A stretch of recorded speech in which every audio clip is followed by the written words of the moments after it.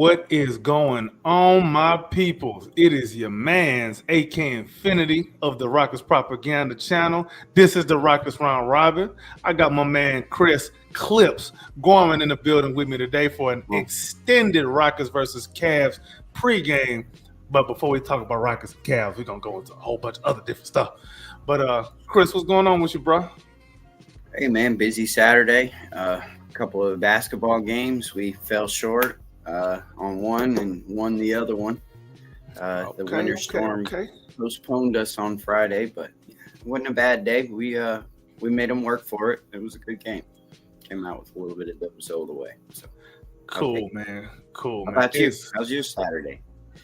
My Saturday is, man, I'm running on fumes, bro. I got 3 hours of sleep. I'm running on 3 hours of sleep right now, man. I'm so asleep, bro. Man.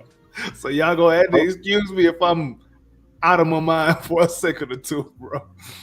Let's hope that's how the Cavs are tonight.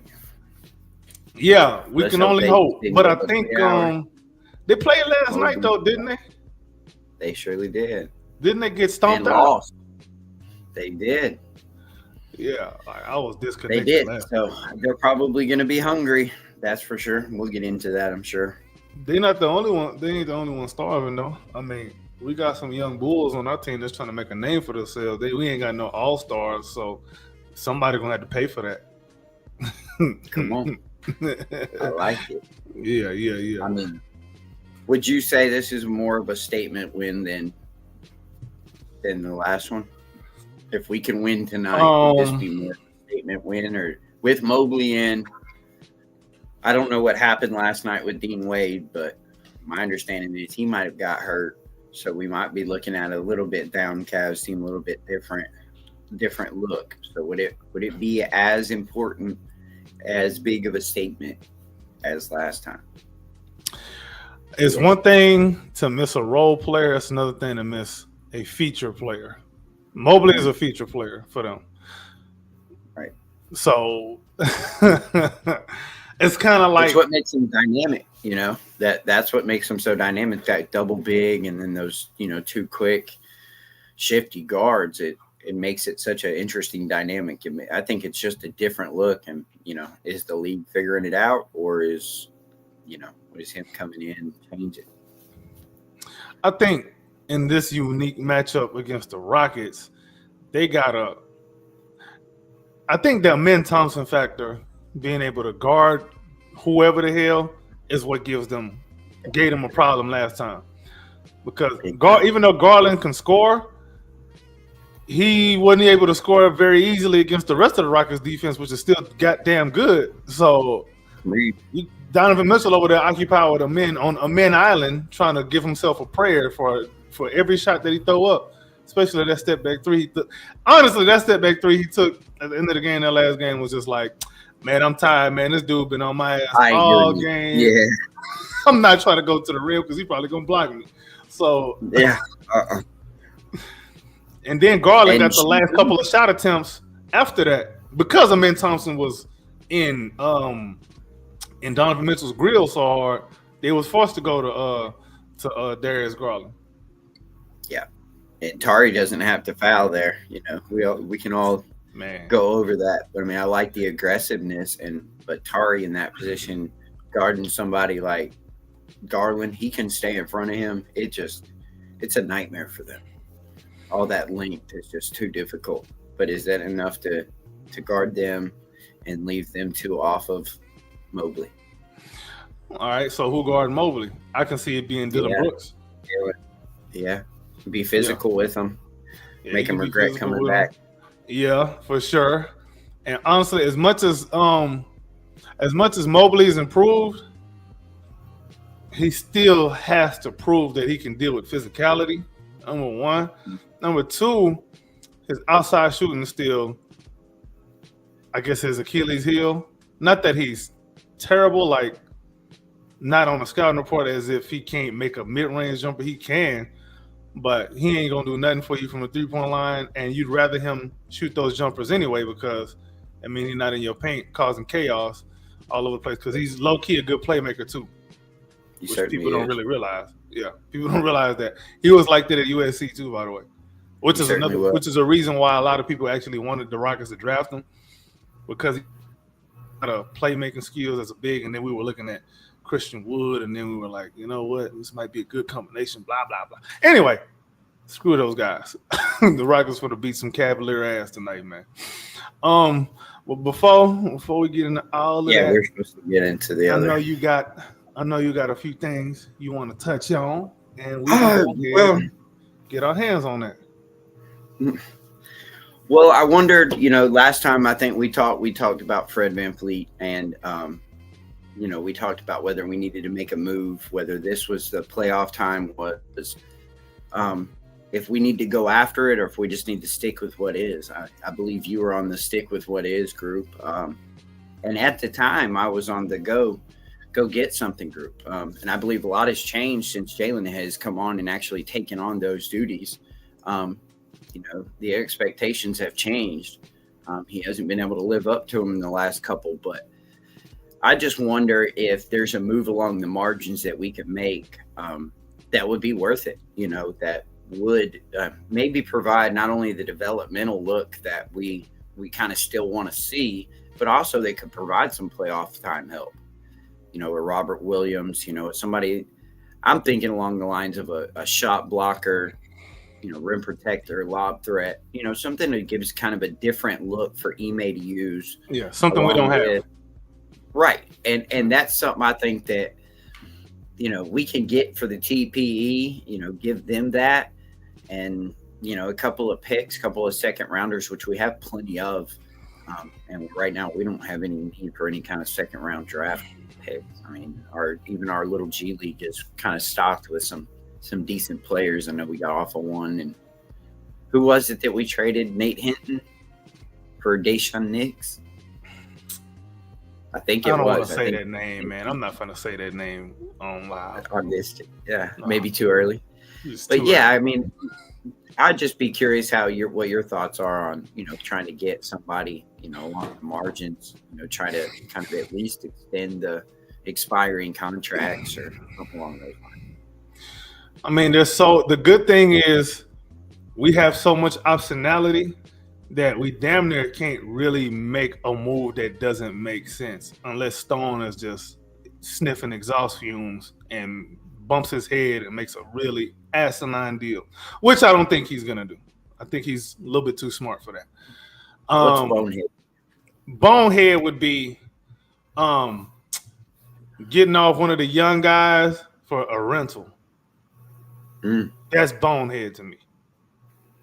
So like that Breacher Report or that Bill Simmons Whitmore for Robert Williams type of deal you brought up on the last one. Man, listen, Bill Simmons convinced me that when he said he's going to go powder his nose, he means something else. Yeah, man. I'm sorry, but that proposal was absolute garbage. Man, that was terrible. Way, and it really kind of telltale, and I think y'all brought this up, you and Utility Sports guy, what's his name, Sheldon brought a great y'all brought up great points. It kind of proves that they don't really watch us because, that might have been an interesting conversation about 2 weeks ago. But ever since, when Cam's walking off the court with bad this and that, and he's still not getting a lot of playing time. But now he's playing in the first quarter. He's part of one of the first, subs in at times. I mean, that just proves to me that you're not putting on the Rockets consistently as you kind of act like you are. And I did a good job of highlighting that. It was perfectly well said. Is that, if you're not watching them on a day-to-day basis, you wouldn't know that Cam has really turned it around and has become an integral part of our winning lately. And, we need him. Absolutely. We do. We need his electricity. We need that coming off the bench. We need his scoring. We need his shooting. We need his finishing. His defense is also improved. All of that other stuff, the body language stuff, the getting off the ball when you ain't got a shot, all of that stuff is coachable stuff that he's actually improved upon. Yeah. He's going to have a relapse moment every now and again. That's going to happen, but we can't zoom in on that. We got to zoom out and look at the big picture. Where is he today as opposed to a couple of weeks ago, a month ago, a year ago? That's what's important. And Cam is progressing. So, All of the other stuff I don't really care about. I'm not moving off of Cam because he had one bad moment of body language. Or That's one bad probably- shooting night. Or 10 bad shooting nights. shooting night. Or he's 4 for 14. So if he's 4 for 14 in his 22 minutes, they tell me his game he didn't lose no confidence. Good. Yeah. He kept shooting. Yep. Good. Let shoot. Because when he stops shooting, when he stops taking stabs at his superpower, that's when you know you broke somebody. You don't want a player that's broken. Absolutely not.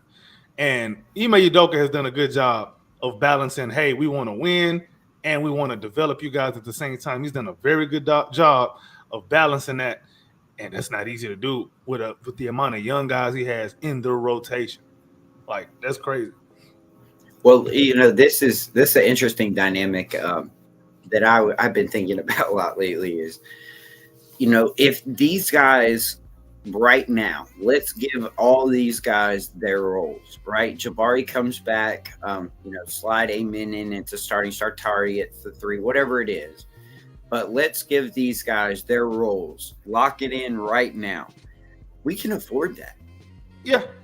We afford it. Cam Whitmore is a microwave scorer off the bench for $20 million a night, or $20 million, 20 points a night. That's a $20 million guy, right? At least. And yeah.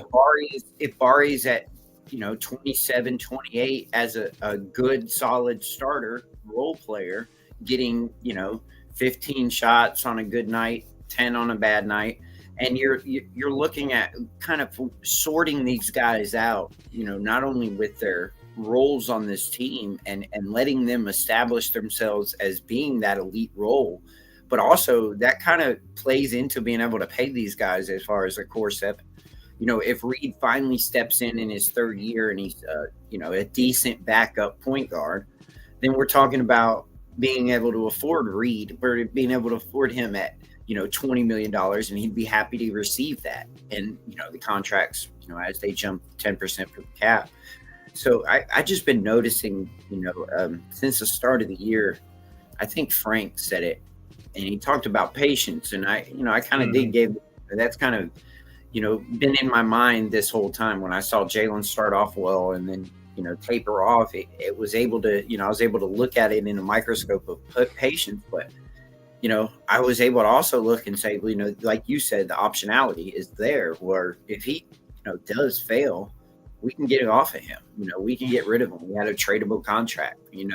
Şengün. We have a fail safe for everything except Şengün. I think Şengün is the only guy we don't have a fail safe for.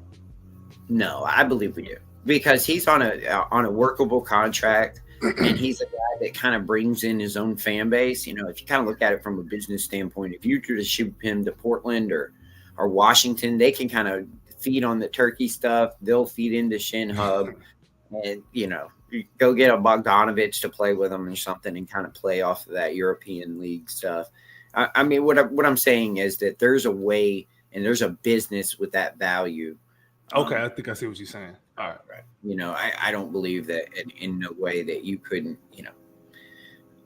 if you were going to have to shop it, I still think he's got plenty of value no matter what. I mean, if he ends up being a 15-8 and 5 guy, 15-8 and 4 guy, I mean, that's still valuable around the league, especially somebody thinking, Yeah, I agree with that.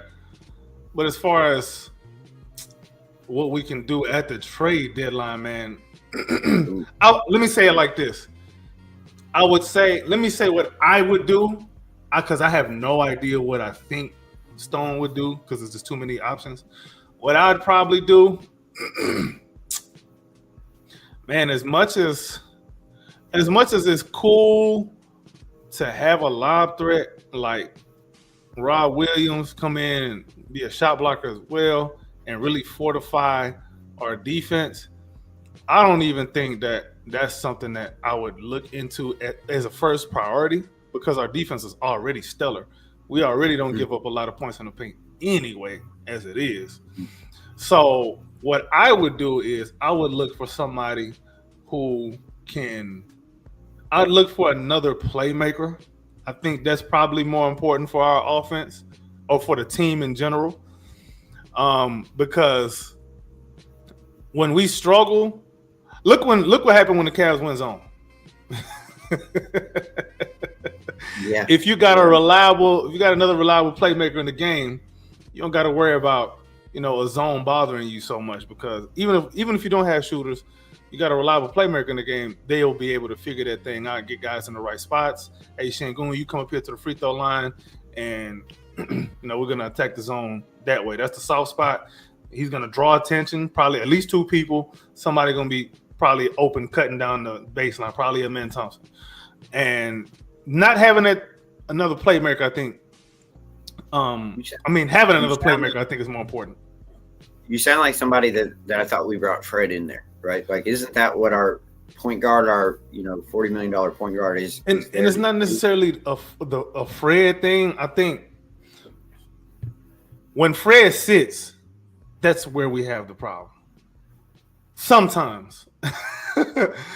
It has gotten a lot better lately, and I mean a lot better, but it's still not exactly where we need it to be. And it's probably not going to be like that this season anyway, because we're still a work in progress, even albeit at the 2 seed. We're still a work in progress. But if you really want to make a serious run in the playoffs this year, that marginal move could really be – it would look more than like just a marginal move when you actually see it in high leverage situations. That's just something that I think. But I wouldn't be mad at a Rob Williams type of move. That's cool too, but I'm not going to triple down on a strength. I would more likely want to, attack a weakness that we have. Well, let's attack it from the angle of Ime Udoka. What would Ime Udoka do? Oh, of course he want Rob Williams. He want another guy who's going to, go in there and scrap. He want another defensive player. That's what. Do you think he would want? And I agree with you. I absolutely agree with you. When you say that, do you say somebody at the backup point guard position, like a Brogdon, or are you talking about that's what I'm thinking a backup bucket getter? Just somebody who can come off the bench for either Fred or Jalen, make plays reliably, get a bucket or get someone else a bucket. Yeah. That's really it. And we ain't even asking too much. Because if people haven't noticed, Holiday's not in the rotation no more. We don't even play a backup point guard.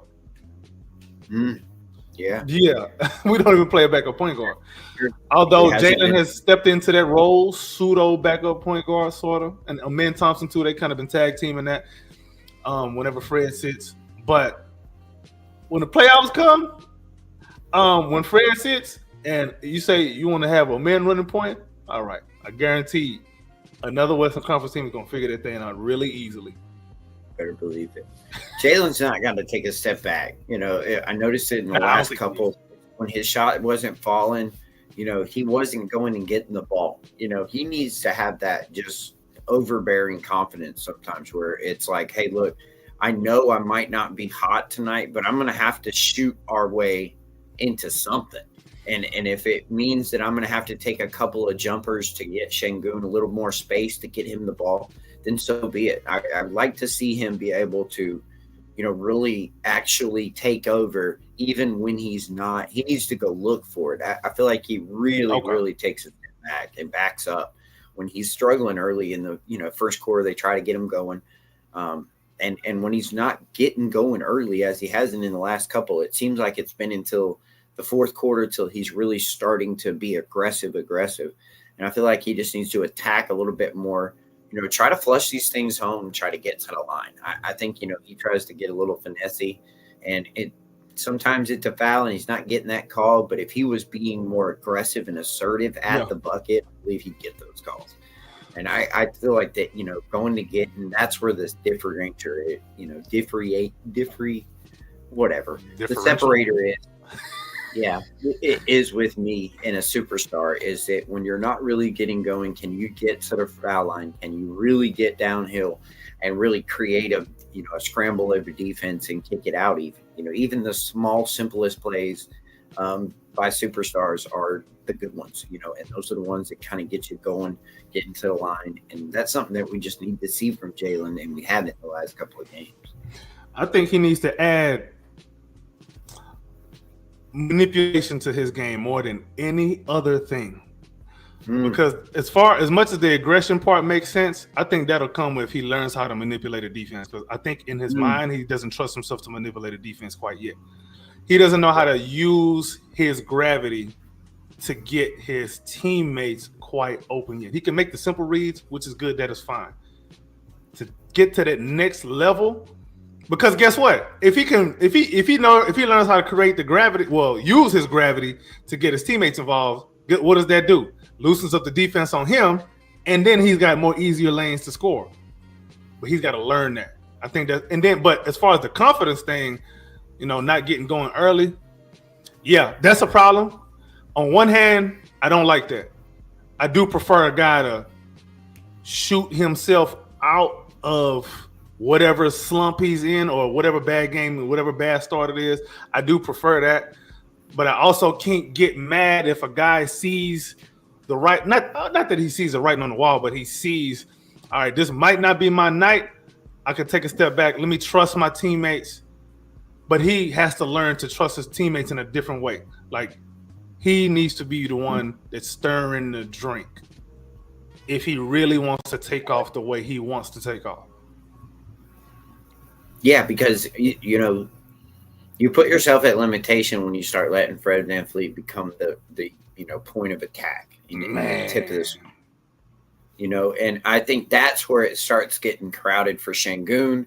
That starts getting crowded, for Jalen. In those moments, they start to have to, stay and watch on Amen cutting back door on the short roll, and so I absolutely agree with you. But it needs to be where he dominates it. And I mean, even if it's just him getting Şengün in the short roll and getting cuts off of that, even if he's getting a bunch of hockey assists, he needs to be able to do that. And, even when his shot isn't going, he needs to be able to have the gravity and realize he has the gravity to get his teammates involved, and it not be, hey, I can't get it, Fred, you go get it.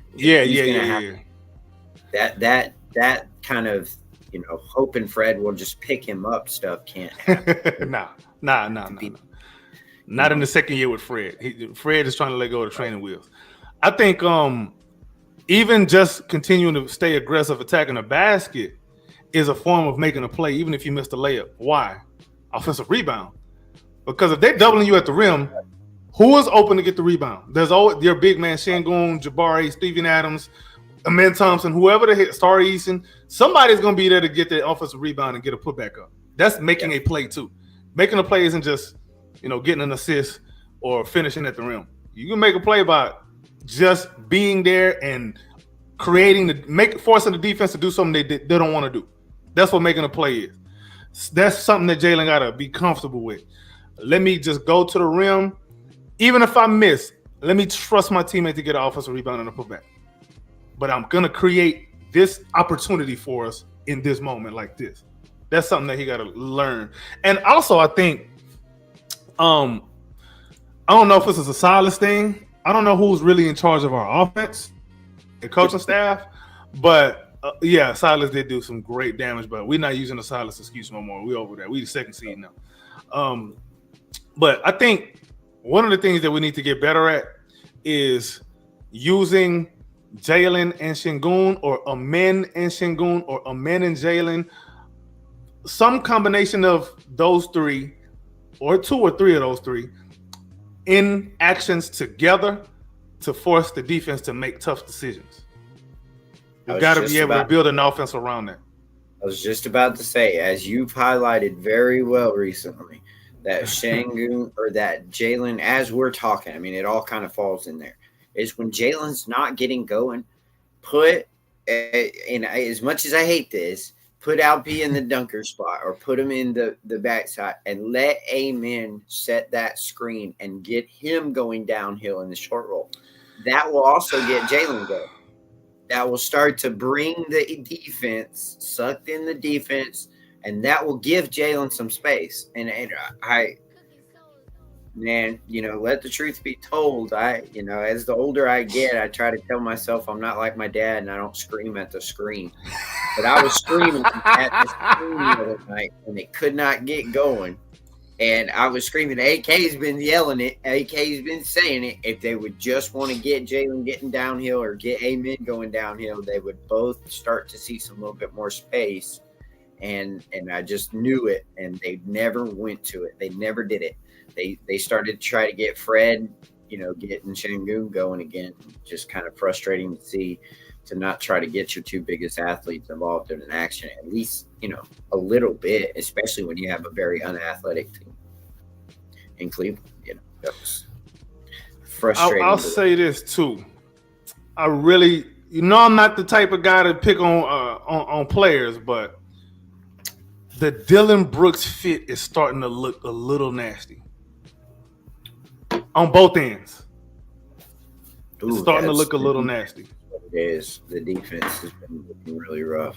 He looks hurt. I hate to say it because, man, I like these. I like players like Dylan Brooks, bro.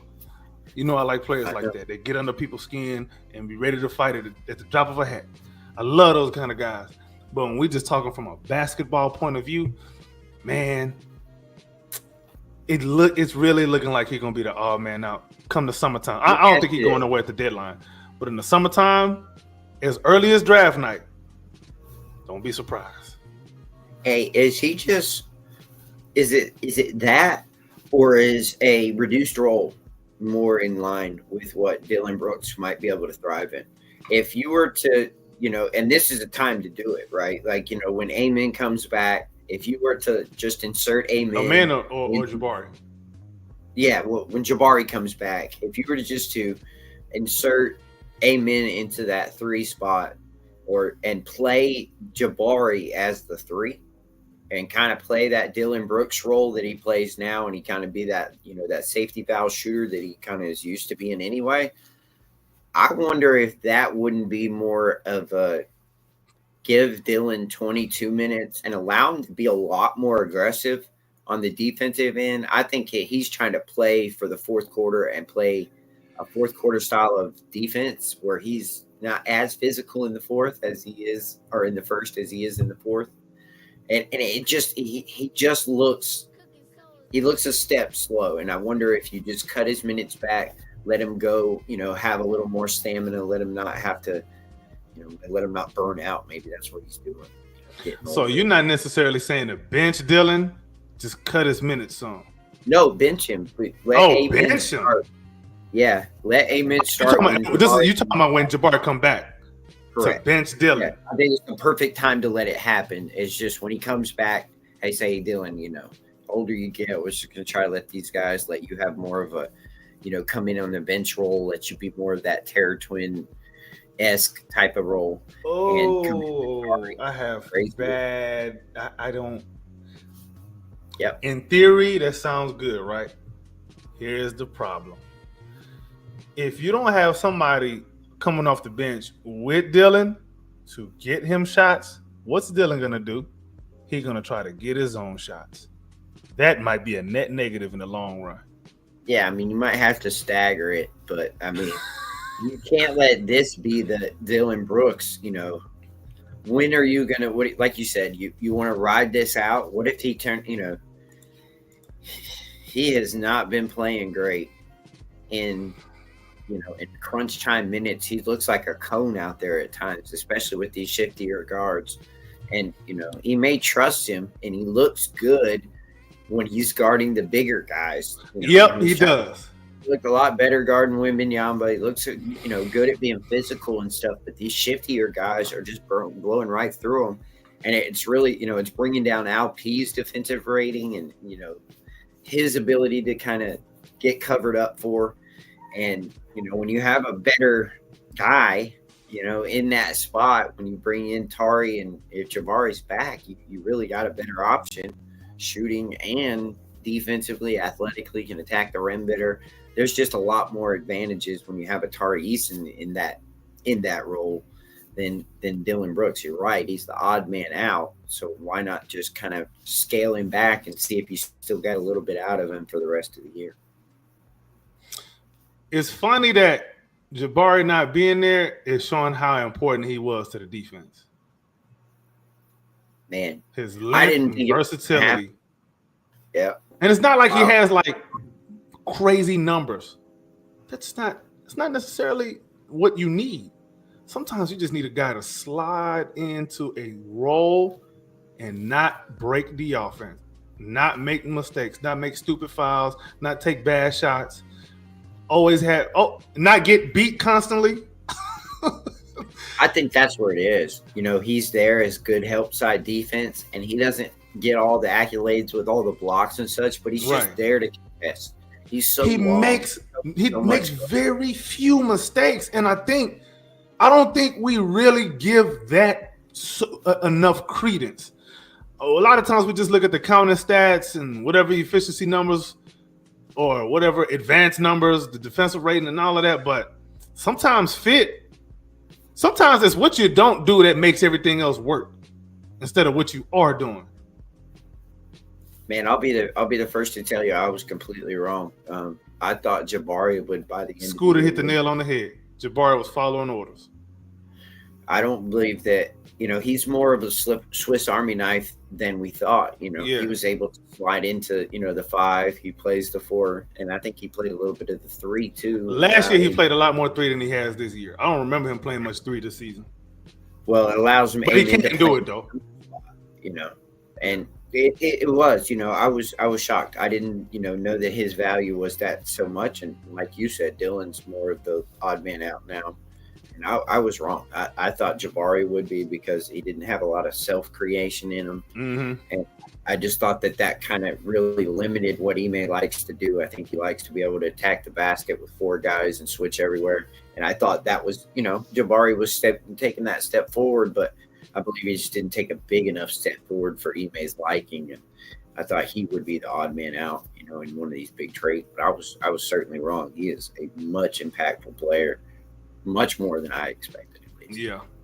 To Scooter's point here with Dylan being chaotic sometimes, I think there's something to be said for when Jabari's in the game, you know what you're going to get. You don't have to guess. You know you can mark it down every night. He's going to do this, and this for me, and he's not going to be the reason a play falls apart. He's not going to be the reason a defensive possession falls apart. There's so much to be said about that. And I think we probably have taken that for granted a little bit. Maybe this is me just being a little Jabari stan, being a little biased. Maybe it's just me pumping up my guy. Yeah, it is. You should. The facts are the facts, regardless of my bias. The facts are the facts. The facts are the. He's an ultimate release valve. I mean, it's 6'10", and with that shot release being so high, he's just an ultimate release valve. He makes your offense look better no matter how you shake it. If Jalen is spraying out to Jabari and he's got a man in his face that's 6'7", well, it's still a good shot for Jabari. It's not a really contested shot for him with a high release, and so it makes the offense look like it's running smoother. If he's knocking down shots, then it's going to really count on the stat board that it is. And we noticed that he started to pick up his shot there. At first he was struggling with it, but he started knocking him down, and he was starting to become more of a knockdown shooter that we expected. I'm so excited to have him back. Once he gets back, so it's always somebody that we're looking to get back. Come on, Tari now. I know. So we can get whole. But at least we know that if we can get these guys healthy for a playoff run, that hey, we can get the chemistry. There's time. We just need to get Jalen fully healthy. Shangoon's not being overused. Yeah. I wonder if they start sitting them. Do you think they'll start sitting these guys a little bit here? Or is he may don't operate like that. He might sit like guys like Dylan and Fred, just because veterans, and he wants to get these young guys. You're a young whippersnapper, man. You gonna play. You be fine. But also, I can see situations where maybe he doesn't sit them, but reduce their minutes. Yeah, I can see that. I think that might depend on what they do at the deadline. If you go get a Robert Williams and you can get away with a night of Robert Williams and Steven Adams as centers, a night of Shangoon on a back-to-back, might be a good idea to let him sit, let him get resting, because you're going to need him so much in the playoffs. And as physical as the playoffs get, you're going to need a really 100% Şengün if you expect to go any further than the first round. Most definitely, I can agree with that. We're going to have a very no matter what series we play. You imagine how physical that's going to be. Yeah, there's no easy matchups for him in the playoffs. That's right. Well, let me not say there's not. Well, let me not be disrespectful. There's no easy matchups that he can't take anybody for granted. But at the same time, I do see opportunities for him to really up his stock against some certain teams. Yeah, right. The Denver one is the one I'm looking at. I think he can up his stock against Jokic. Yeah. What up, K2? What's happening, bro? CSG stopping by. That's right. Chop shop gang for those of y'all who don't know. Scooter says there's a lot of pressure on Şengün. His shoulder was in pain in the Cavs game. Yeah, he said he did say that. But he showed in the second half, like especially in that fourth quarter, it kind of looked like he just sucked it up and was like, "Man, listen, we got to win this game." That's what I like about Şengün. One thing I do really like about him, he may complain to the refs, but he doesn't seem like a complainer or a pouter. As when he gets sat. Same goes for Jalen and Jabari too. Like it doesn't seem like we have any guys who mind taking a step back when when their night ain't looking too good, which is really good. Which to me shows A, they're coachable, and B, they're probably going to improve because coachable players tend to be the ones that improve the most. Right. Yeah. Absolutely. Jabari is that. Right. And I really want to see what it looks like for them to get some real world training in the playoffs, because that is where whatever you weak at is going to show up, because you're going to see a team at least 4 times. They know what you do. They know what you don't like to do. They know where they want you to they know where they want to force you, and you know where you don't want to be forced. So you got to get creative, game plan wise. This is where the basketball IQ shines. Anybody with basketball IQ, this is where you shine. It's in the playoffs. And we're going to see how much they've learned from the veterans and the coaching staff. I think it's an addiction. That high IQ basketball, I think that's what Jimmy Butler has. I think he has an addiction for the playoffs. And then when you play regular basketball, like you said, he doesn't have any joy. I think that when you play such high-level basketball, trying to play in a regular season, especially 82 games, is tough. I think, LeBron, those type of guys that have that addiction to the playoffs are the ones that are so much more motivated in the offseason. I see Şengün as one of those type of players. Steph. I see that he gets in there and he's just like, I got to have more. So I've got to upgrade. I've got to get better. I've got to level up. And let's go there. That's something that I wanted to bring up was the playoffs. I know you discussed it a little bit, and I know it's all matchup dependent. But what I'm really struggling to see, this style of playoff or basketball is the playoffs, right? Like this is what we talk about is that grit, grind, slug it out, such a playoff type of basketball. And I know that we struggle in the half court. I understand all that, but what stops us from being that? Why are we not that Cinderella team that come in there and hit you in the mouth and beat just about anybody in the playoffs? I mean, we've had success against Oklahoma City. We've had success against, some of the top teams, Sacramento. Well, not Sacramento lately, but Memphis. They still don't scare me. Like the whole Western Conference, I think we match up pretty good against everybody. I don't like the OKC matchup. I ain't gonna lie. I don't like that one. Well, I mean, that's never going to be you're never going to like your matchup, of course. But as far as OKC, I agree to an extent. But, you really have the ultimate Shea stopper, right? And if they're going to need Shea, that type of man.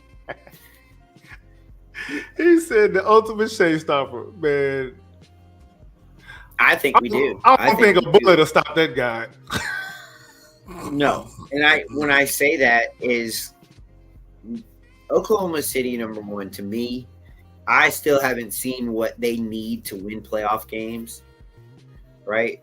Like when have we seen J-Dub step up and win a playoff game? They're going to need somebody yeah. to win a playoff game for them. It is not going to require Shea cannot pick this team up and carry him through a playoff game. Matter of fact, we just had his first 50-point game. Yeah, finally. I think I know he plays well for it, but I wonder how well their style matches up for the playoffs. With a lot of role players taking a lot of threes, you're asking guys to be on from all the way around. Let me ask you this. I got a question. Do you think at any point in the play, or let me not even word it like that. What do you think would force Ime Udoka to change his starting lineup in the playoffs? If anything, if he felt like he was forced to, what would be the reason? I think he'd have a different option, right? He would have a better option or a better matchup. Somebody. So it won't have nothing. So it wouldn't necessarily be somebody is struggling or somebody is like really being a supernova off the bench. It wouldn't be anything like that. It would just have to be matchup dependent. No, I could see him. I don't know. He seems pretty happy with his rotation type of stuff. Like once he finds something, does he likes, sticks with it. Well, okay, true. When the Terror Twins were working, that was the Terror Twins. You saw them come in together, and they were the Terror Twins. Now we don't see that because Amon's broke up, and so he's trying to find different ways to to keep them out there together. But they don't play as the Terror Twins so much anymore. So I just wonder. Yeah, I mean. And the reason I ask is because it does kind of seem like he is searching for some kind of backcourt rotation that makes some sense, but also still allows guys like Cam and Tate to get in the game because they've been really impactful. I mean, when Bart comes back, I think Tate probably go back and sit. We just thank him for his service, but I've been impressed when he's been using Cam. It seems like lately he's been using Cam at just the right time when the offense starts getting. So I wish he would have used him a little bit more in the fourth quarter in the Cavs game. But man, he's been doing a good job of bringing Cam in and getting him shots when he immediately. I mean, I don't think Cam needs help getting shots up though. Well, but I also believe. Getting Cam up timed, the time when the offense is looking like it's kind of bogged down, bringing Cam in is the perfect complement, the perfect answer to a bogged down offense is bringing Cam Whitmore, right? Like, remember how bad it was in the first half of the season where we had times where we couldn't get the ball, we couldn't even hardly get it close to the goal without it being some type of step back 3-pointer that it was off balance or something like that. I just remember thinking, man, Cam could get a better shot, right? Like sometimes I believe Cam is the perfect answer for our type of offense. I mean, sometimes you need somebody that just does not have any hesitation going out there looking at the shot. No, that makes sense. I could see that perspective. Now, let me ask you this: besides the Amen short roll action, what is a set or an action, or what are we not doing offensively right now that if you were in Udoka's shoes that you would do more of? That we ain't already doing. It's two things I'm looking at, but I'll probably keep it. Well, I'll tell you both of mine whenever you're done. It could be multiple. If you got multiple, let me know.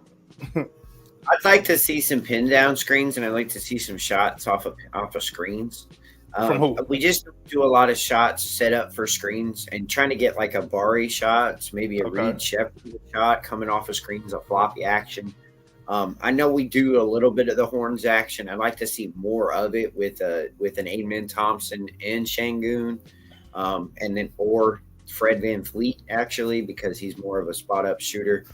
But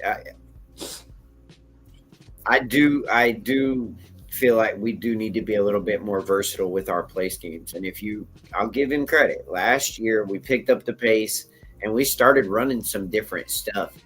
I know that at the start of the year, we've seen some split action, and I haven't seen much of it. They try to run it, but they kind of run a lazy form of it. It looks more of trying to get a mismatch more than it is to try to get, a shot. To get a bucket, yeah. Yeah, so I would like to see them get guys shots, like sit up into rib for them shots so that kind of the defense has something to worry about behind them more or less now. Everything we do is kind of right in front of you and right in front, and there's not much going on behind a point of attack defender. So he doesn't have to worry about the ball moving before an action set, right? It's going to be moved after the action starts. So he can kind of lock in on where the ball is going before it goes somewhere. And if you're working off ball behind him, he has to read him and account for that and know that he have to put his hand up, kind of contest a pass, or, he just has to watch for a back screen. Now he can kind of realize what the action is by just kind of turning his head or feeling a defender coming on the screen. Okay. You? Man, listen, I just thought of so many off the top of my head right now, bro. Come on. Let's start with a simple one. Bro, when the last time we ran an empty corner set? Yeah, we did it last year in the Lakers game when they ran an empty set, and they ended up being LeBron on Şengün and giving him those empty sets, and then running a flare guy over there that can shoot. Mm-hmm. I mean, I don't know if you trust somebody. Yeah, Cam. So there's empty corner. Now, to add to your split action point, I'd like the split action to be amend the person with the ball, and then Jalen and Cam split. Yeah, right. That'll be beautiful. Alpi is a great split action passer. I just know it. So would Amen. So would it be an Amen. The reason I like Amen is because if for whatever reason there's a miscommunication and they leave him in, and he starts going downhill, he's gonna either dunk on somebody or he's gonna kick it to the corner. There's just too many. There's so much you can do out of that. I just think we don't get creative enough with Amen Thompson's skill set. We just don't.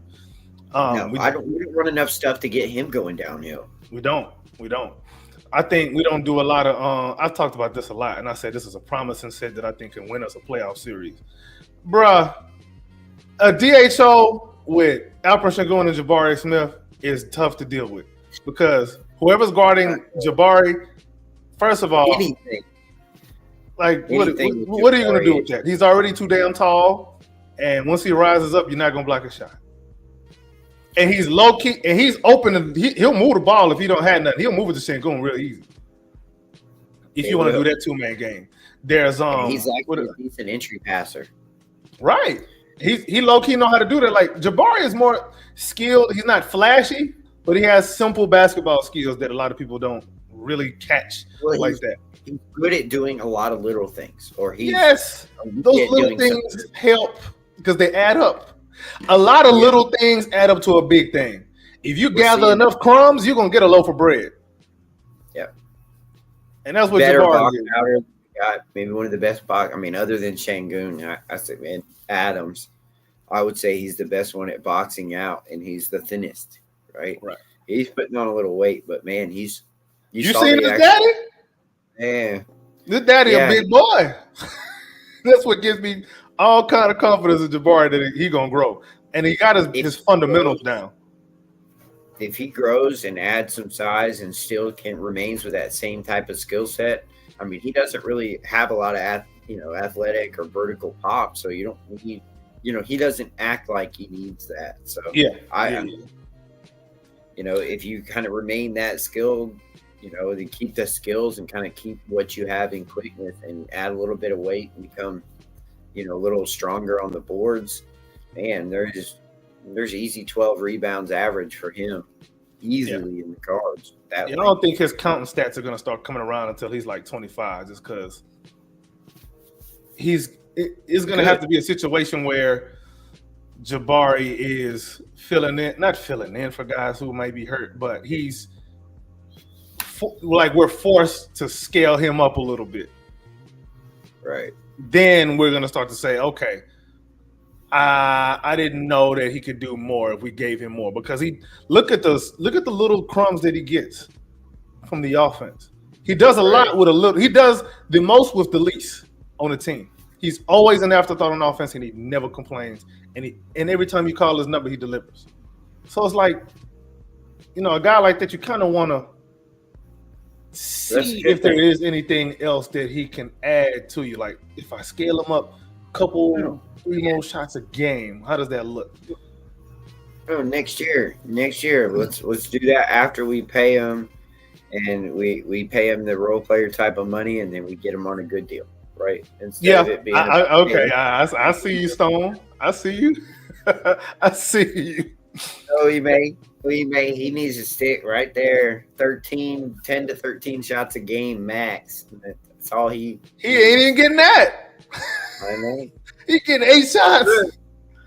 I'm looking at Dylan's shot attempts, and I'm like, Jabari should be eating his shot. They should swap shot attempts. I've been saying this all season. They should be swapping shot attempts. But whatever. It's just counting his percent off every time. I'm telling you, man. And then the last thing I think, this is probably not, the modern NBA probably won't like it, but we have the personnel to run the triangle offense, or at least triangle set. We got the personnel to do it. All you need is a big man that is willing to pass.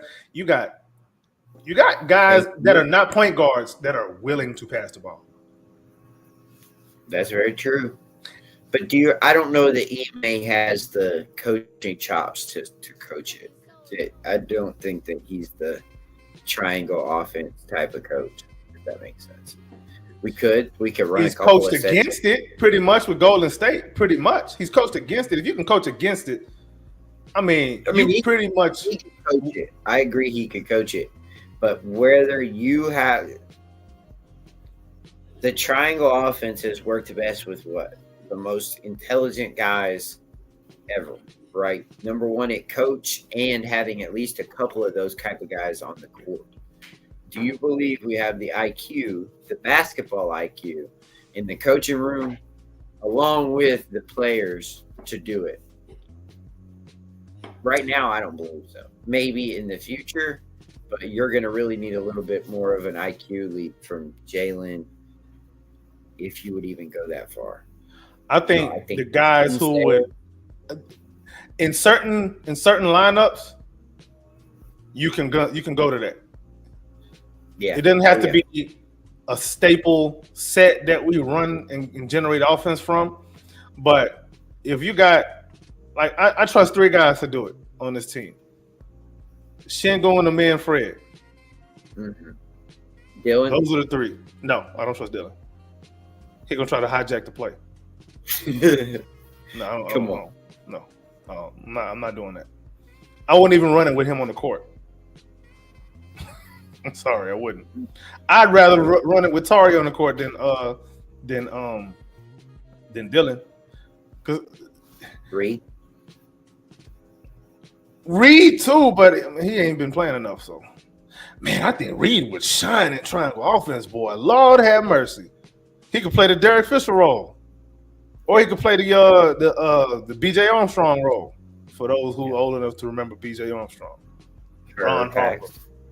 John Paxson, Steve Kerr. Yeah, Reed. I forgot. That ain't this year. But again, that would, like I said, it doesn't have to be a staple set. It could just be something that we could go to in, let's say, in sets where Fred is not in the game and you want to get Reed some action. Because in triangle offense, you don't necessarily need a point guard to sit there and run pick and roll 67 times and 24 seconds. So it's easier for a guy like Reed. I think he would feast in that kind of offense. Yeah, he would. Jalen, I don't know. He can learn it. He's shown the aptitude to learn, but if being able to learn it and being effective in it are 2 different things. So I don't know. it's a heavy turnover deal if you're not understanding of it. You know, Most definitely. Oh man, who brought this 10th grader in here, man? Yeah. We said Reed Shepherd's name, and here he go. What up, Reed? We found it. Oh wait, hold on, my volume's all weird. I'm trying to fix it. Hey, maybe Ryan coming back is a sign that Reed is going to play. So you saying Reed dropping 30 points tonight? Come on, man, that would be beautiful. Let me tell you something, man. I might go berserk if I see that. He'd get yanked at. I know he'll get yanked for Fred. I'd be so pissed. On y'all, sorry. Nah, you good for now. I want you to hear when we start roasting you, bro, because you need a good roasting. You can't hear nothing. Okay, so damn it. On that Cam Whitmore. Just fine. Scooter. Got it. Woo! Wait! Oh wait! Yeah. Walmart. All right, before I forget, on Cam Whitmore, one thing that I noticed, and this is just from coaching, I noticed when I was coaching my very first kids game this year, is that, man, I looked on my bench at one time and I said, man, if I just had a Cam Whitmore, if I just had somebody that was just not scared or not just willing to say, you know what, I do not care. I am shooting this thing. Man, if you could have a Cam Whitmore, I think he made Doka having a guy that he knows going to go. How old were the kids you were coaching? 11 and 12 and 13. Yeah, bro, you weren't about to have a Cam Whitmore on that team. I need one. We need one that can just shoot it. They around your age, Ryan. They what? They around your age. Yeah, I mean, it's okay. I'm under 21. Bruh, whatever. Yeah, clearly you're under 21. Your face is naked. No, you might be closer to 50 than I am to 30. So, no, I ain't old enough to be president yet. But when I am, I might run. When you are, I'm gonna lose, but I'm gonna make a lot of people laugh, and I'm good with that. I will send you my vote because it will not be going anywhere else. I appreciate it. Better than the other options. Oh wait. I don't even know what side I would run on. Like, what makes more sense? Which side would make people laugh more? Which one is more funny? The one that bans the Warriors forever. Oh, you got to go independent so you can talk about both. Man, you're right. I might have to, so that both sides will hate me, and I'm good with that. Yeah. Whatever side bans the Warriors is the right side to be on. K2 say, hold up with the 50-year-old comments. My fault, gang. Hey, man. K2 probably a level 3 vice lord or something, bro. Like, he gonna say there's people after you while you sleep. Oh, man. Dog. Yeah, no, I've been on the hiatus for a long time. You know, I just got off winter break. I'm at a new school now, and I'm back on the Rockets grind. No more, what was it, Mizzou? Yeah, no more Mizzou. What happened, bro? Why you leave them, bro? That's a journalist school. Because I went to another journalist school. Oh, well, okay. I can't. Found out his real age. And now people know my name, know my college. Yeah, don't dox me, please. Oh, dang, KT, you just turned 50 in December? Damn. That's cool, man.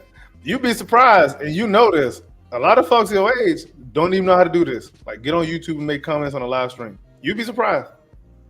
But I ain't got. You know how to do it, AK, don't you? Ooh, I set myself up for that, didn't I? Yeah, you did. You walked out, bro. I set myself up for that one. I walked right into that. Yeah, I shouldn't have threw you that alley. You shouldn't have threw you that alley, man. Well, yeah, bro. It's okay. You'll open yourself up, bro. No Diddy. I had to make sure I say no. Not need to say no Diddy, bro. Hey, man, listen. I got to cover my bases, bro. No baby oil. I cover my bases. But anyway, but yeah, man, it's about time we can start talking about a little bit more of this Cavs game. So Ryan, you really came in time. Matter of fact, since you last, you finna be first. Yeah. So what's your thoughts on this Cavs game tonight, man? As a matter of fact, if you want to kind of give me your thoughts on the last game, if you caught it, and then what you? Yeah, no, I did not catch the last game. My thoughts on this game are: I hope that Darius Garland stays as consistent as he was from the free throw line last game. my thoughts are do not foul. Oh man. I think another thought that I have is bet the over on Jalen Green tonight. Yeah. He got a couple of days of rest. Yep. What they I think Jalen Green is gonna he's gonna go off. I'm saying the shout out to you, K2. Yeah.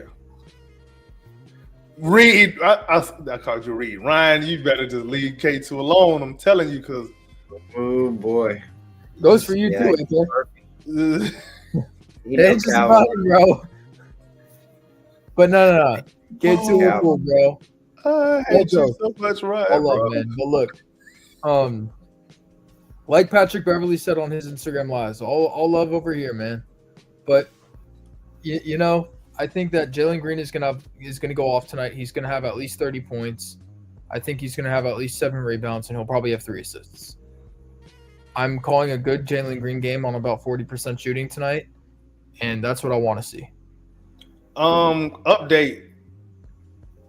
Okoro, Wade, LeVert, and Mobley out. Oh, Mobley's not playing? No. Another thought I have, even with those people out, is we're still not going to beat Cleveland. Okay. As much as I want to. I hope we do. Well, what makes you think that, though? I'm curious. Yeah. Cleveland is the last game, it seemed like we kind of took I had an interesting thought about that. Is that last game we kind of took it to them for most of the game, right? It wouldn't took but that 5-minute stretch of struggling to score, so they were able to get back. They kind of gave it to us. I think that was taken away from it by the Miss Garland free throws. That if he doesn't, we kind of had control of that game for a long stretch of it until we finally kind of let the reins go when we couldn't score and Fred had to save us. But for the most part, we kind of handled business. And if you give a 30-point Jalen night, and I don't see how we can lose. I can't believe I missed this comment. I wish that you had just missed it. And a little soul. No. Any chance I get to roast you, I'm gonna do it, bro. Appreciate you, Scooter. It left yesterday, so just missed it. Well, we don't have any recollection or evidence that you ever had one. But anyway, yeah. You say what, Chris? Tell us why we're gonna lose, right? Yeah. Why are we gonna lose? I have my thoughts, but I just think the Cavs are a powerhouse, man. I think they're a tough team to beat. They're dogs. They're going to put in a fight that we put against them. I think that what we put in is what we're going to get back from them, right? If we go hard against them, they're going to go hard against us. And I think in the end of the day, if that's the case, we might just get beat by them. As much as they're dogs, we lead the NBA in dog. No, we lead the NBA in dog rating, bro. Yeah, the dogs that they have, one of them is hurt. Isaac Okoro, he hurt. And LeVert, he's out. LeVert, I wouldn't classify him as a dog. No, I'm not saying he is, but he's a good piece off their bench. Yeah, he's a good piece, but when two teams are, I wouldn't say evenly matched, but when two elite teams. Wait. Also, are we home or away? We're away. Yeah, that's also part of it. Yeah. Are we? We're away, right? Wait. Mobley we're away. Starting. Mobley's playing. He is? So BSPN lying, huh? Okay. See, this is why I call it BSPN. They always lying. This thing say Mobley, Cab, listed as questionable. This thing say out. The status is out. Yep. Their sideline reporter says Evan Mobley will play tonight. All right, cool. Let's get it. Let's rock. That's probably going to be why we lose. But I think the reason I would say we lose, though, got to remember, man, last game we turned the ball over 22 times. Did we really? Yes. I thought Fred was calming all that down. Like 2-2? Fred had 6 turnovers by himself. Shocking. I'm not sure he had 6 turnovers. Turnover keeper down guy. I was a fan of Fred, but the fandom for Fred is slowly declining. I'm still a fan, man. I'm still a fan. It is what it is. You got to take the good with the bad, man. They're probably because it'll be Cavs' third straight loss. Oh, yeah. That's what I'm scared of. Hopefully we can pull out the dub. Yeah. Hungry. They're going to be What really, up, really. King? Mobley's going to have somewhat fresh legs, I guess, right? What was he hurt with? Calf. Oh, maybe not. So I don't know how fresh them legs gonna be, and he already got them skinny old legs. So Make him run. So what's the defensive matchups then? Because Mobley playing kind of changes things, but Dean Wade being out, well, he's just a really is. He's just another Shrews, right? Well, Dean Wade kind of big though. Whoa! Pull up this comment from K2. Okay. Come on, dog. 2-2, just 4. So what are you saying? What's the math? Garland, Mitchell, Strus, Mobley, Allen. Okay. 22, 4 years older than me. Damn, So, man. I'd be interested. Would y'all play a double big lineup? Would you bring out Absolutely Adam? not. Absolutely not. No. Really? No. What about I Jock would do that. and Shingu? Don't you want some Jock in your life? Salute, King. I don't want to see Jock. I'd rather play Tate at the 5. I don't know if that's disrespectful or not. That bad? I'm not trying to be disrespectful, but Jock been struggling and Tate hasn't. I'd rather just not see Jock on the court at all. I'd rather see him on the Rio Grande Valley Vipers. Why can't we get his trade value up? Let him have a nice 10-7 in a 7 blocks game. Hold on, let me check these games. Did you say Spurs 7 lost to the blocks Nuggets. off Glendale? Yeah. No, Spurs lost. Yeah, Nuggets lost, and the Mavs are losing. That's right. If And Jock, the Mavs just beat OKC too. Mavs are funny. Jock Glendale gets 7 blocks in a game, I will wear a Wemby jersey on a. They're playing the Celtics though. AK, the Mavs are. Yeah, and the Celtics just lost to who did they just lose to? And never lost to Minnesota. I mean, that's the NBA, man. I mean, the only time you should be embarrassed about losing is if it's Portland, Charlotte, who we've lost to both, and Yeah, but we turned it around. yeah, we turned it around. You're gonna have a brain fart every now and again, but yeah, for the most part, man, like the NBA is a tough place. Oh, Washington too. Like you lose to the Wizards, now you should be banished to the G League when you lose to them. Yeah, I said that. Yeah. Yeah, Mavs be beating everyone, but that's true, bro. They struggled against OKC. Was it last weekend? Yeah, last weekend. I think it was Saturday. They had struggled against OKC, which everybody injured on OKC. They still barely pulled that game. Oh, AK, I forgot to tell you, man. I went back to Dallas. Why would you do that? You know, I drew. Wow, I can't speak English. I drove up from Houston to where I go to school, and I had to drive to Dallas, and I stopped to see my friend just for lunch. But I was in Dallas. I was in Dallas too, unfortunately. But I'm in Dallas too much for my own liking. I got too much family out there, and I don't like anyone though. Just FYI, and they know I don't like them. Jeez, damn. Oh, I tell them all the time, I don't like y'all because y'all live in Dallas. I'm one of them people, bro. Like I'm very transparent. It's brutal. I'm brutal. We ask my parents, ask anybody. Like I just say how I just say it out No, here. I'm with you, man. My friend from Dallas knows that I don't like Dallas. But he's your friend. That's the worst part. See, you can choose your friends. You can't choose family. That's true. What do you have to say for yourself, right? And you stopped to eat. You didn't just pass through, throw a few birds out the window. Man, low key, King, low key. Yeah, if the Mavs and OKC meet in the first round, yeah, I don't know. That might be the one team that's gonna give OKC problems. They did last year, And this year too. So yeah, but anyway, and they What's the best thing to come out of Dallas, Yeah. K2? you saying you know what the best thing come out of Dallas? Wait for I the don't answer. know, bro. Something good came out of Dallas. Like you help me out with that one, K2. Dallas and Houston haters. Oh, for sure. Matter of fact, if you from Houston and you get pulled over in Dallas, auto ticket. I don't care if you did it or not. Auto ticket. 45 South. You're Yeah. lucky if you ain't get a few elbows. And don't get pulled over in Palmer.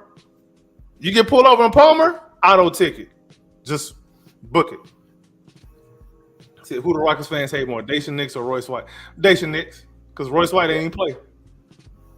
Yeah, no, I don't like it. Watch it. I'd rather Royce White and his boogeyman issues with being in the plane than Dacian Nix. Royce White.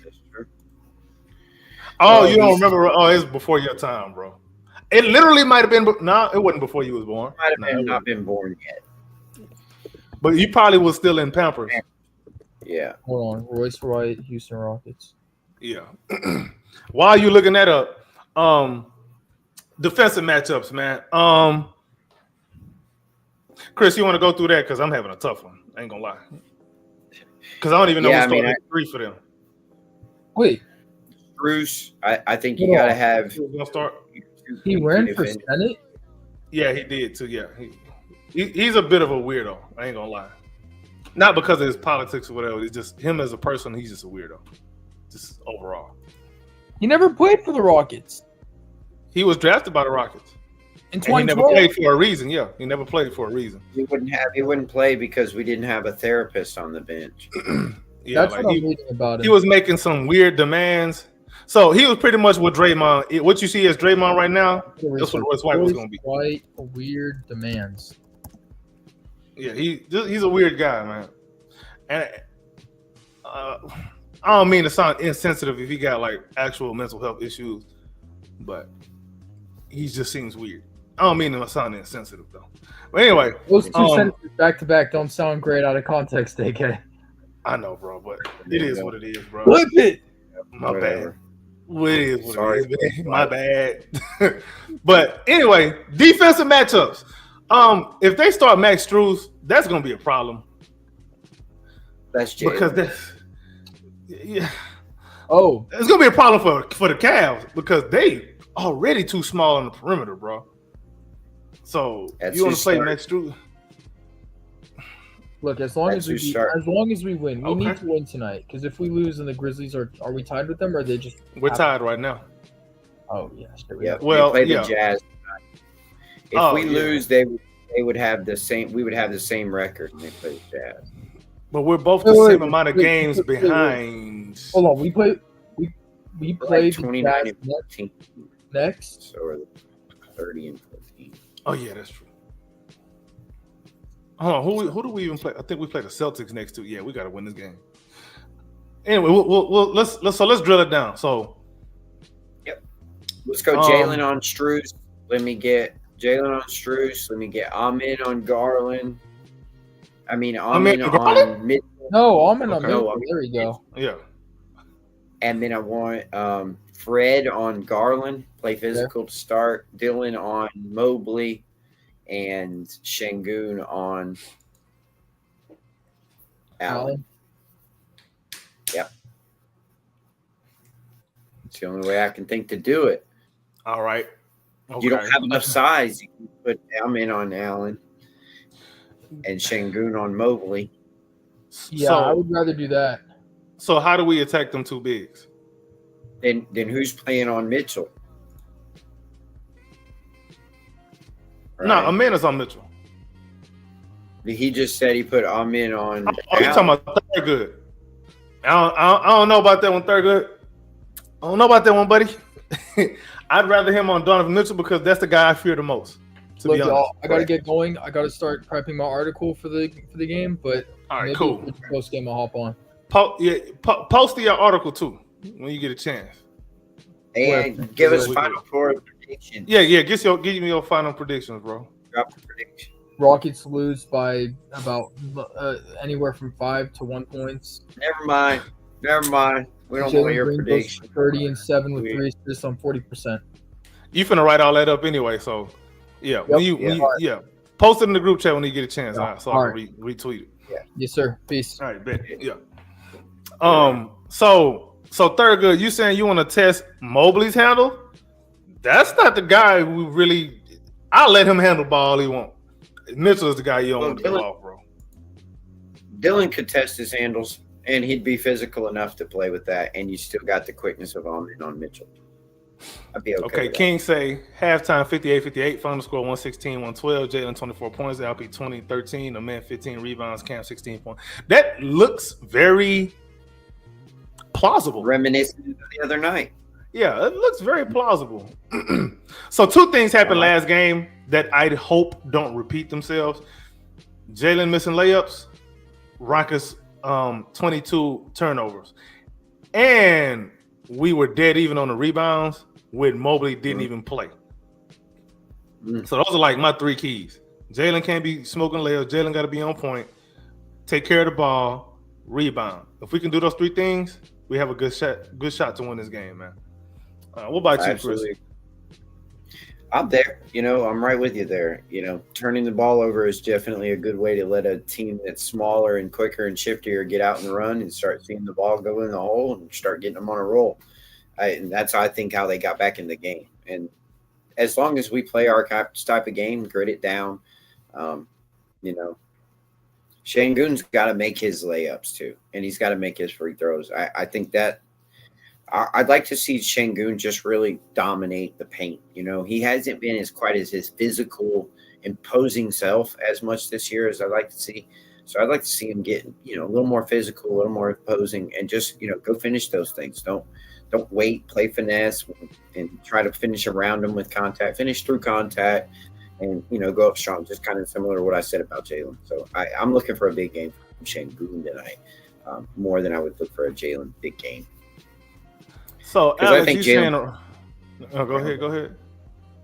I feel like with Mitchell and Garland, they can stay in front of Jalen. It makes Jalen shoot over the top, and I think that's where he struggles is when he can't get it downhill or get where he wants to get and get to his spots. And they play, down. They got low center of gravity, and they can kind of force him where he wants to go. So, I feel like he'd have a struggle with that unless he can get Strus on him and get downhill. It's really kind of a struggle for Jalen in this game, especially with Logan out there. So Alex, you saying Rockets have 8 more? Yeah, I'm looking at the thing. When I was looking live at the stats last game, they had us like dead even at that time. Looked like they updated it was dead even on offensive rebounds. Yeah, for sure. It didn't even feel like we won the rebound battle though. It didn't even feel like the feel of that game. It felt like we was getting beat, but we weren't. I think it's because of them damn turnovers. Yeah, and it just kind of got out of hand. I mean, we had a good hold on it, and then when we, started the end of the third and started the fourth, we just couldn't put the ball in the hole, and then they were able to get some in there. Amen. I was trying to see Amen guarding again, right? Yeah, Amen guarding again so much. It was just kind of he struggled after that last one. Cade kind of put some moves on him. And it was good to see Amen kind of lock somebody up and make him shoot. So, yeah, Cavs had, to King's point, Cavs had 13 turnovers last game. So, we can get them to 16 this game. It'll probably be a good look for us to pull that one out, man. Who are your X factors for the night, man? Who's going to be the X factor for the Rockets? Who's the X factor over there for the Cavs? I'm going to give it Strus. It seems like they've always been able to find the ball to those guys, those shooters off in corners and things along those lines. And I just feel like they find the ball. And every time we play a team like that, those corner shooters just end up with the ball, and those 3-point shooters get a chance to shoot. I'm going to go Strus, and then I'm going to go Cam Whitmore. I mean, I believe that we need that spark off the bench. I believe he, when we have a clog, you can put him out there and he'll unclog it for us. So, I really do think Cam's our X factor and only kind of real chance we have to win. Okay. I'm thinking. Before I say mine, King say that Jacob Kidd will be Jacob Kidd will be Cav's X factor. Ours will be Cam. He will be our release valve. What's Jacob Kidd? You talking about Ty Jerome? Because that's what my X factor is for the Cavs. Yeah, he was being very annoying last game, and I don't see why we would do anything different with him this game. But for us, I'm gonna say Tari Eason, man. I'm gonna say Tari because I think his defense is gonna be very critical this game. He's probably going to play a role trying to deal with Mobley, especially on the glass. So I can see him having a major impact on this game. He'll score too a little bit. He'll score a little bit too, but I think it's going to be the defense. Yeah, I want Şengün to make at least 10 assists and his teammates to make the open shot. If teammates hit open shots, that's easy 10 assists. All day. God damn it. If I was Şengün, I'd be mad at these dudes sometimes. Like, bro, you messing up my assist game. I'm supposed to be in the All-Star game, and y'all sitting here screwing my numbers up, man. So he messes his own self too. Yeah, he does. Yeah, we're missing the layups. Oh, okay, yeah. I thought so. All right, cool, King. I think he's getting in. You think he's getting in? You said what? Think Şengün's getting in? No. You don't? Ain't no Rocket participating in All-Star Weekend. Amen's going to be the rising stars. Is he? Yeah, I hope so. Yeah, I feel like they're going to, if they let him, I just don't. That's cool. Yeah, I forgot about that. I don't think want the rising stars to win it so that they can get Wemby in it, right? Like they're going to want them to win their rookie game so that they can be in Wemby going to be at the All-Star game. Yeah. Yeah, so I don't know, man. As far as the Şengün thing and the All-Star thing goes, man, listen, here's my take on All-Star Weekend, the whole thing. I don't care for it, man. I haven't cared for it in at least, I want to say 15 years or so. It's been a long time since I really cared about the All-Star game, man. Especially the way it is now. These dudes are not serious. They don't take it serious. Number one. Number two, it's a popularity contest. You got some dude being there, man. So that designation to me doesn't hold any weight. What's more important is all NBA. That's more important to me. That holds more weight to me. The accolades. That's a more respectful and reputable accolade to me, because when you start putting fans and media and giving them that kind of power to put them in positions, you're going to have the wrong guys showing up in the wrong spots, because these dudes got agendas, and then these dudes with bigger fan bases, whether or not they like. What was Zaza Pachulia doing up in the top 10, top 5 at one point? Like, what? Why? What are we doing? Like, it's stuff like that. I don't want nothing to do with that stuff. I don't care for it. It just doesn't do anything for me. Now, that's not going to stop me from pushing the propaganda of Jalen Green and Alperen Şengün, especially hitting the All-Star game. That I'm still going to push. I'm still going to push that propaganda. But I'm still not going to watch. I think Alp gets in this year. I think they always have that. Over who? That one card at the end of the bench guy, that we feel bad for him. Has never been. What was it? Sabonis last year. And what was the Kings are at the top of the West or pretty close to it when they gave him that spot. So I think that's something that they just kind of give to the top of the team, and there's just an easy chance to do it on the wild card spot right here. They did it last year with Sabonis. I think they do it again with Alp. I think they just kind of let him in, kind of the try hard guy at the end of the bench that they gets 30 minutes in the game because he's fun to see, and you let Turkey be able to turn it on once or twice. So, yeah, I think he gets in this year. I think they go with 3 bigs.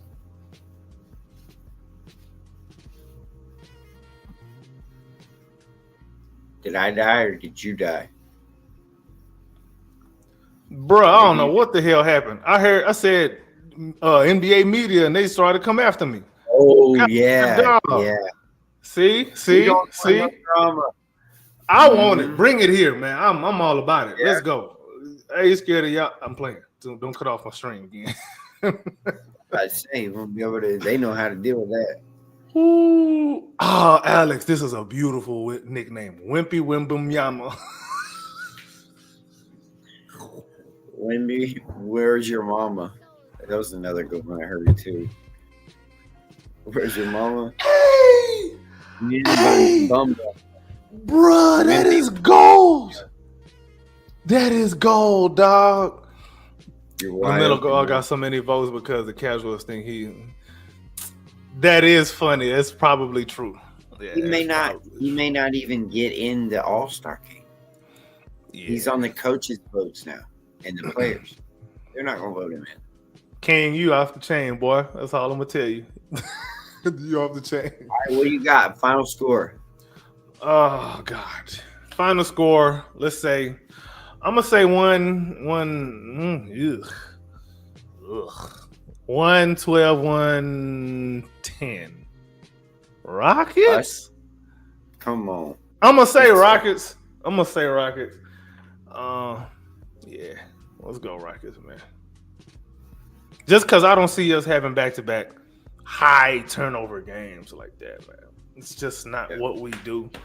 And I think Ime, when he sees a team twice in a row, he's usually better prepared the second time around. So I think that would probably make some sense for us to pull this one out, man. Yeah. I like Oh, you talking about Wemby's sister? Yeah, you still off the chain, boy. Oh, boy. Yeah. What you said at the final score again for you? 199. We win. Man, so I want playoff my type buzzer. game. I want my buzzer beater. Who Give me a hitting the buzzer buzzer beater? Jalen Green. I say Fred. Okay. Yeah, he probably would, but I want Jalen to hit one, or I want Şengün to hit one. Buzzer beater that gets him in the All-Star game. It's a vote for Kenny Atkinson. Yeah. Come on. Yeah. Okay. Let's go, proper. Boy, Admiral. Now I know. Oh. See, Wemby is wow. We turning this We're really into about to get kicked Victor off. Wembanyama slander. I'm with it. Screw that guy. He wearing the wrong That's jersey. right. Big And tall he put French fry. That fist bump. Alex said he just Googled Wemby's sister. He not wrong. What is this turned into, dog? All right, I gotta go. I'm gonna go get some food before the game. Big time. Yeah, I'm finna go cut me a piece of brownie, man. Yeah, I'm home. Oh, you. All right. I said brownie now. I don't know if you know what I'm I saying? The cool Yeah, brownie. I You know. I get down. Oh, okay. Cool. Hey man, you ever in the H, Sport. man, holler at me. I got some of that for you, bro. Come on. All right, will do. All right, y'all. All right, Appreciate let's go. y'all for hanging out with us during this pregame. Yep. Appreciate you, Mr. Clips, for jumping on with me today. Let's get Man, to this thanks Rockets for- versus Cavs. Swing. All of y'all who came on to watch us during our pregame, be a fool and also be smart sometimes. That light. Make sure you tell your friends to bring their friends, and we can all be friends, and we can do this every weekend. We out. See you at halftime, maybe. Rockets win. Yeah, Rockets dub. Let's rock.